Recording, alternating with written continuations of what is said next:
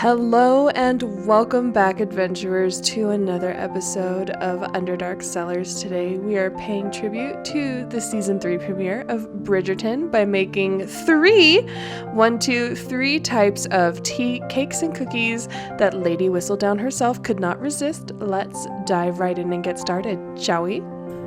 The first cookie I think of when it comes to tea is shortbread. So we're following a Scottish granny's recipe, so you know it's going to be good. We're going to take some salted, softened butter, flour, sugar, and cornstarch, mix that together with our hands until it comes together in a crumbly dough, and then we're going to gently pat this into a circle and then into a square. We want to avoid kneading or overworking the dough because we don't want a ton of gluten to form. We want this to be super flaky and crisp and buttery, dissolve in your mouth, all that jazz. Once it's kind of come into a square shape, we're going to transfer this to a parchment paper lined baking tray. And I like to pre-score my shortbread so that when I ultimately cut it later after it's baked, the lines are more even. We're going to cover this in plastic wrap, and Granny insisted that we refrigerate this for 2 hours minimum, ideally overnight. I refrigerated mine for 2 hours. It turned out just fine. We're going to poke some holes in it after we take it out of the refrigerator, and we're going to bake our shortbread. Once it comes out of the oven and it's still hot, we are going to sprinkle on a generous amount of granulated sugar. Now, those are her words, not mine. So I went ahead and made sure the entire surface was covered with granulated sugar. We're going to let this cool completely, and then while it's still somewhat soft, we're going to go ahead and make those cuts to separate out our shortbread sticks. So you'll see here, those lines are really nice and crisp and clean, and we're going to let that cool. These will continue to harden and firm up while they cool. Moving on to our French Madeleines, we're going to first melt half a cup of unsalted butter over medium heat. We're going to let that cool completely while we work on mixing our wet ingredients. For our wet mixture, we're going to add in our sugar, our eggs, some lemon zest. I added this to give them some additional flavor, but you can leave them plain. And I added in some vanilla extract. And then we're going to mix this together with a whisk until it's light and foamy. The instructions said about 4 or 5 minutes. I did not realize, and maybe I should have, that you could have used a hand mixer or even a stand mixer, but with the power and grit and spite that I had in my body, I hand whisked this for about 4 or 5 minutes until it was nice and foamy and made beautiful ribbons. You can do it too. It's a great arm workout. 10 out of 10 recommend. Then you're going to add your flour, baking powder together in another bowl. Give those a little whisk with a fork, and then you're going to sprinkle that on top of the other mixture. And you're going to gently whisk that together until it's mostly incorporated. And then at that point, we're going to drizzle over our cooled melted butter and fold that in. So you don't want to mix this. We want to keep that airiness that we developed during the whisking portion. You don't want all that work for nothing. I'm actually going to switch to a spatula here just to make sure that all of the ingredients around the outside and underside of the bowl are totally incorporated.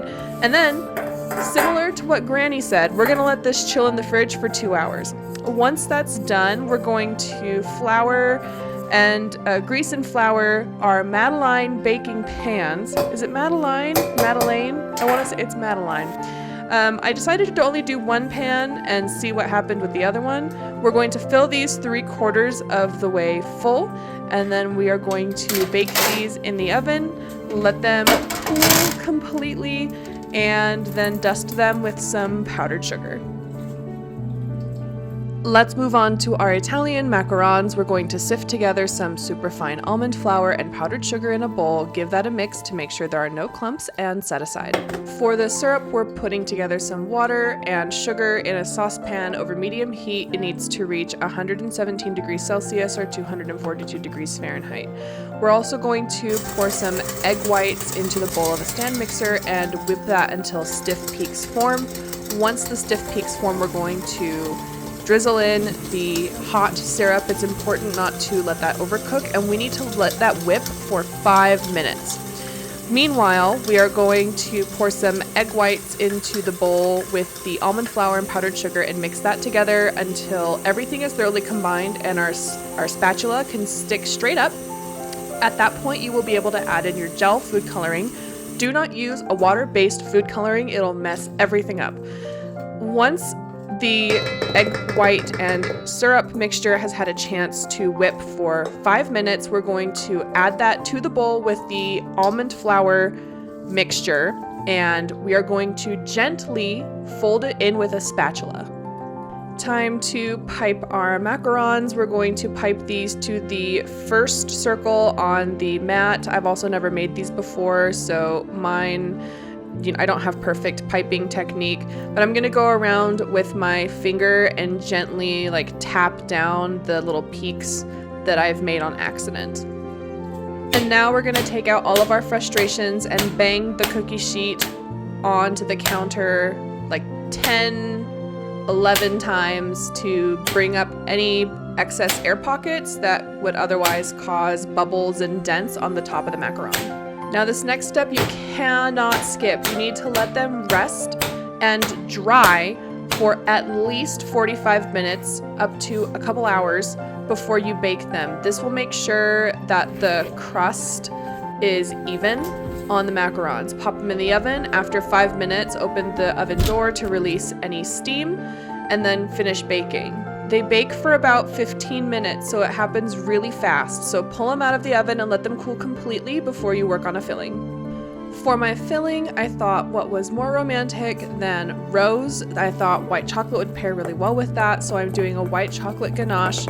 I'm melting down some white chocolate chips with some heavy whipping cream that I've heated up. I'm going to add in some rose water, and then I'm actually going to mix this together and let it chill in the fridge for about 30 to 45 minutes. Add in a little bit of powdered sugar to help it get some lift when I whip it with my hand mixer. And then I'm going to pipe a little bit onto the center of each macaron. For garnish, I sprinkled a little bit of edible rose gold and gold glitter on the top, since the theme of season 3 is sparkling. And let's dive in and talk about each of these, shall we? So for the shortbread, this recipe is fantastic. This will be my go-to recipe going forward. I mean, it makes sense. A Scottish granny had the recipe for Scottish shortbread. I was questioning the cornstarch, but it helped so much with the texture, I can't really explain it. For the Madeleines, these were fabulous as well. There's a lot of variation with these. You can add almond extract, you can omit the zest completely, you can change up whatever kind of zest you like.